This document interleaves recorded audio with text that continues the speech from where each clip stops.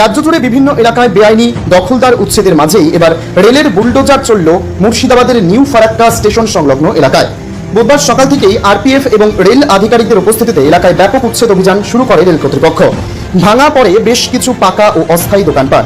Rail সূত্রে খবর, new Farakka স্টেশনটিকে কেন্দ্রীয় সরকারের অমৃত ভারত স্টেশন প্রকল্পের আওতায় আনা হয়েছে। এই প্রকল্পের অধীনে স্টেশনটিকে আধুনিকীকরণ এবং বিশ্বমানের করে সাজিয়ে তোলার কাজ ইতিমধ্যেই শুরু হয়েছে। স্টেশন চত্বর পরিষ্কার পরিচ্ছন্ন রাখা এবং সৌন্দর্যায়নের স্বার্থে এই উচ্ছেদ অভিযান চালানো অত্যন্ত জরুরি ছিল বলে জানিয়েছে রেল প্রশাসন। স্থানীয় সূত্রে জানা গিয়েছে, নিউ ফারাক্কা স্টেশন সংলগ্ন এই রেলের জমিতে দীর্ঘ বহু বছর ধরে ব্যবসা চালিয়ে আসছিল স্থানীয় বহু ব্যবসায়ী।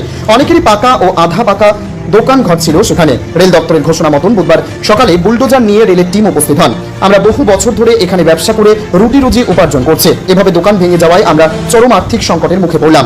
রেলের তরফে আমাদের পুনর্বাসনের ব্যবস্থা করা উচিত ছিল। উচ্ছেদ অভিযানকে কেন্দ্র করে যাতে কোনো বড়সড় আইন শৃঙ্খলার অবনতি না ঘটে তার জন্য সকাল থেকেই স্টেশন চত্বরে মোতায়েন ছিল বিশাল আরপিএফ এবং রেল পুলিশ বাহিনী। কোনো রকম বাধা ছাড়াই শেষ পর্যন্ত বেশ কিছু পাকা ও অস্থায়ী দোকান ভেঙে গুড়িয়ে দেয় রেলের বুলডোজার। রেল কর্তৃপক্ষের সাফ কথা, সরকারি প্রকল্পের কাজ সময় মতো শেষ করতে এবং স্টেশন চত্বরকে জটমুক্ত করতেই এই পদক্ষেপ নেওয়া হয়েছে।